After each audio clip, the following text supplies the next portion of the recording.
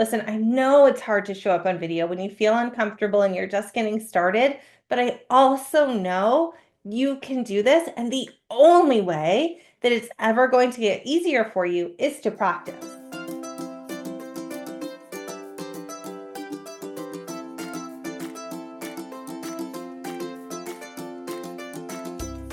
I think something that all of us business owners can benefit from doing more in our business is showing up on video. There's so many reasons for this that we'll dive into in this episode, but if you are someone who's been holding back from being on video or not sure how to use video for your business, or frankly feeling insecure about being on video face to camera, I want you to know that I get it. That is normal. And this episode of the Teacher Biz podcast has you covered.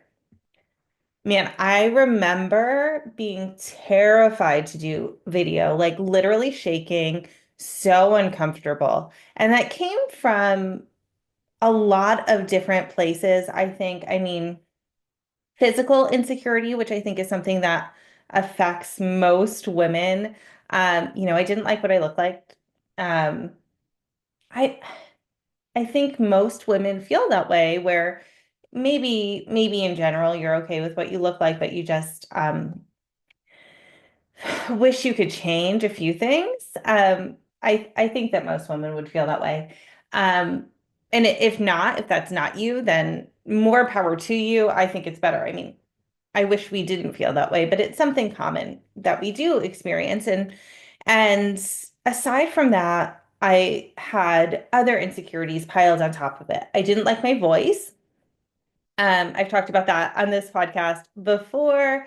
I hated my voice to the extent that I wouldn't even voice message with my friends because hearing my voice recorded, like I didn't want them to have to suffer through hearing me, basically, is how I felt. And as I've said before, my friend Maury responded to me saying that and said, "Get over it. No one likes the sound of their voice. Everyone feels that way. And do it anyway, because we have to talk about this business thing." And I listened to her. That was really helpful for me to hear. I needed tough love in that moment. And then I did voice message with my friends on Voxer for years, which is one of the things that helped me scaffold my level of being comfortable in being recorded and having my voice recorded. Um, and then I just felt like I had this limiting belief that I was just a person who did not record well. I didn't have the skill set to be on video. And in many other areas of my life, I had a growth mindset, but when it came to video, I did not. I had a very fixed mindset. This is something I'm bad at. I'm not going to do it. I'm going to find ways to have my online business without ever being on video. And when I started my very first blog back in 2016, there were probably less business owners showing up regularly on video than there are now. Now I think it is just kind of what we do in an online business is we show up on video. But but I cringed at the thought of it. And so if you are feeling that way right now, please know, one, that I get it, two, that you're not alone, and three, that this is a very normal feeling. So I want to give you some practical strategies that could help you push through being on video so that you can maybe make a little progress with this. And it doesn't need to be like long videos of you talking nonstop to start with, but we could just build up a little bit and become more comfortable so that it is something that you could do. So that if you're invited to be a guest on a podcast and it turns out it's also a video recording too, you can say yes to that comfortably, knowing that this is a skill that you can do in your business. Does that make sense? Okay, so let's just talk for a minute about why it's important to show up on video in your business. And know that this doesn't mean that day one you have to be on video all the time. That's absolutely not true. You can start small, you can start without video. when you think long game of your business, it should be on your radar as something that's coming. Like, I'm not there yet. I'm going to get there. That will be something I do eventually because there are so many benefits to showing up on video. So, one of them is that your people get to connect with you on a deeper level. Your community gets to see your face and hear you talk. And really, in our digital businesses, this is as close as we can get to having a conversation with our people. And there's value to that. There is such value in on so many levels for your customers, your community, your subscribers to see you as a human being who has feelings and thoughts and valuable information to share with them, um, for them to just get to know you as almost a friend. Really, that's our goal. We want to befriend our communities. And so that's important. Also, people are more likely to purchase from someone who is a personal brand who they have this personal connection with. So, making that personal connection through video will absolutely be something you can leverage when you go to make a sale. Really. And so I don't mean that in a sleazy way at all. It's not like, oh, I'm going to show up on video so then I can trick my people into buying my products. It's not that. Here's what it is. I'm going to create a product with my heart and soul that I know is good, that I know I can help people. The product has to be good. Okay? We're not making any junk. We're making good products. But then I'm going to show up as my actual self and let people get to know me. And in them getting to know me, they are then more likely to want to buy this product that I created from me. Because the thing that makes your product different than any other product out there on the internet on the same topic is that it came from you. So letting your people get to know you just makes sense, right? It also helps your business grow. You're more likely to find more people if you're showing up on video and using that to attract your potential customers, your potential community members to you. This means showing up on video on maybe social, maybe in your organic content, maybe in your ads, showing your face and talking, or just even if you're not ready to talk yet, showing up and being part of the video where you're not even talking, that can help people realize there's a human behind this business. It's not some big corporation. I'm not talking to some gigantic company that doesn't care about me. It's an actual person that I connect to, and that makes me want to be involved in this business. Okay, so and there are so many more benefits. I mean, you can serve your people on a deeper level. You can get to know them better. You can show up for them more. You can actually solve their pain points. And then eventually, way along down the road, when video becomes more comfortable to you, it's easier to just show up on a video and talk out your thoughts than it would be to write something long out. I know that probably seems far off right now, but someday it'll just be easier for you. Okay, so here are some actual strategies that you can use to create higher quality video and to just show up on video. So one way that I think is really easy to show up is using Instagram stories because it's so low risk, right? It's not something that's going to be out there in the internet forever. It is up for 24 hours. You can hold up your camera and talk. You can hold up your camera and take a picture and voice over your thoughts if you don't want to actually be speaking um, on video at the same time. But you could also just hold up your camera and talk. Like easy peasy. Or hold up your camera, record yourself doing literally anything, tying your shoes, making scrambled eggs, making the bed, writing in a notebook, drinking your coffee, literally anything. That's called B-roll. We'll come back to that. But you can record some easy B-roll like that and put some text on screen, and bam, you're on video. They see you as a human. Instagram stories, I think, is such a great place to start and practice. Another thing you can do is record videos that are just for you, that are practice videos. And I like to do this. I don't do it as much anymore when I'm doing something that's like very new and I have, anytime I feel like kind of a butterfly coming in my belly before before doing a video, I will then do this, but I just make a practice video. So for example, before I recorded the very first episode of the Teacher Biz podcast, I pulled up a separate I pulled up a Zoom window and I just talked about what I was about to do on video to just myself. It was just for me. Um, I don't remember. Maybe at some point I shared that video with students to help them, but at the time I recorded it, it was not to share with anyone. It was just for me.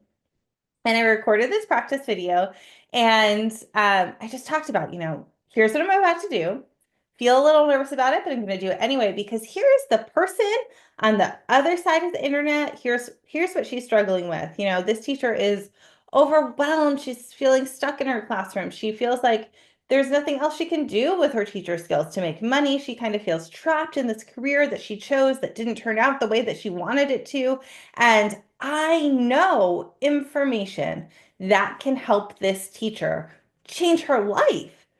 So that would be terrible of me to hold back that information, to not help this person, to not show up for her. I'm not going to do that. I have to push through, even if it's uncomfortable, because she needs the help that I can give her.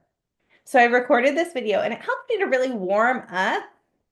And then you can go back and listen to episode one, uh, and hear how I sounded then.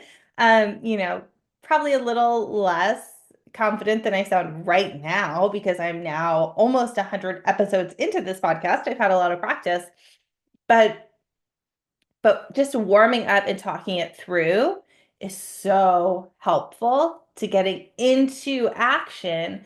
And then you just got to keep the momentum going to do the real thing that you were trying to do.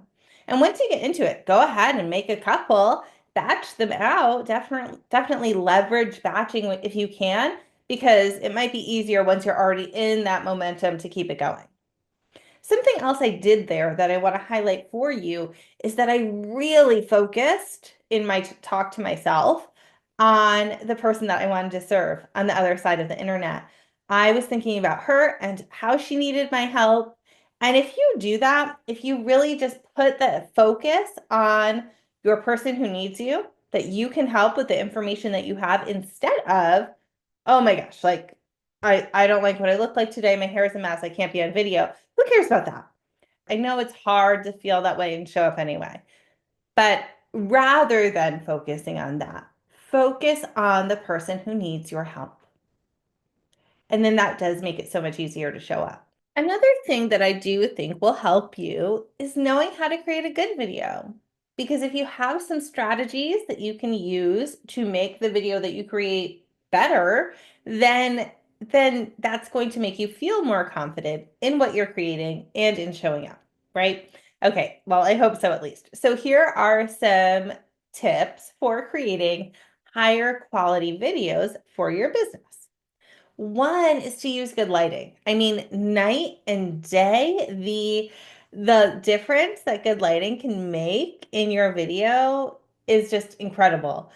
And you could just do this for fun and pull up like your video screen on your camera and turn towards a window so that the window is behind your phone and facing you like you're looking towards the window and see how good your video looks and then just turn around. Turn around so your back's to the window and your phone's on the other side. You will see your great video turn to garbage just because the lighting is bad when your back's to the lighting. And a window is the best source of lighting. There's so many, or being outside, if you can do that. Being outside is best lighting you could ever have. Most of us are inside on our computers, and so our best option is to have a window behind our camera, whether that's your webcam or your phone or your actual camera, whatever it is. There are so many fancy video lights that you could purchase that I do not think that you need until you're creating videos like daily for your business. If anything, maybe a ring light if you don't have any like good windows that you could use, but a window is better than anything else, in a medium bright day. Whatever the weather is, even if it's cloudy outside, being near a window, your lighting's going to be best. Another tip is not to be afraid to use a filter. Sometimes if I'm recording a short video, any short form video that I create, I usually record inside of an Instagram story and I don't post it. I just save it to my phone. But I like to use a filter because, and just like a subtle filter. Actually, there's one called subtle that I don't like because it makes me seem kind of like an alien. So let me tell you the filter that I actually use. It's called Nice Colors. I use it on E1. So that's a setting that will show up on the top.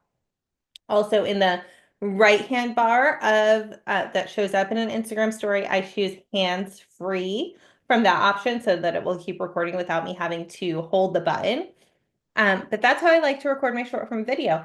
And at first, I was very against filters. That felt to me like something that young people do to look silly or like super polished. And it's not actually that. Then I saw like everyone that I admire with a business who's showing up online using these filters because sometimes Instagram will tell you what filters people use, which is a great way to find a good one. But I saw so many people doing this. I'm like, okay, well, I guess I'll try one. It just, it just makes it a little nicer looking. So you don't have to be super polished before you show up. Like sometimes I'll have, I'm not going to say no makeup, but very light makeup on, and I could use a filter and it just makes me a little more confident. But it still looks not exactly, but 98% just like me. So it doesn't make me seem very different looking. Some filters are extreme, make you look different. I don't like those ones as much. But don't be afraid to use a filter. So I recorded my story, and then when I'm done, I stop the recording. And in the top right, there's three little dots. You can hit that, drop down, and save your video to your phone. That's my favorite way to record. And it really helps with the editing process at the end, which my last tip for you is to edit your videos. Learn how to edit. It should take about 1 hour maybe to learn how to edit a short form video.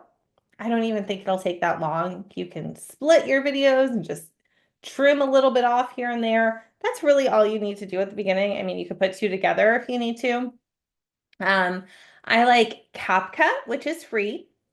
I like um, Splice, which is paid, but they also have a free option.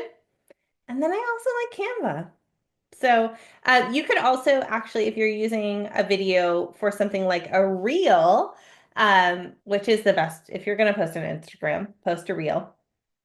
But if you are going to do that, if you're using your video for Instagram, then you can actually edit inside of the app. And sometimes if there's only a little editing needed, then that is helpful.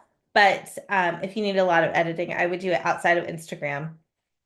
But just knowing that you can edit, that that's a thing that you can do is helpful to yourself because then when you're in the process of recording, you don't have to stop and redo every time you make a mistake. You can keep going and clean it up at the end, and that will help you be more time efficient, it will help you show up more confidently.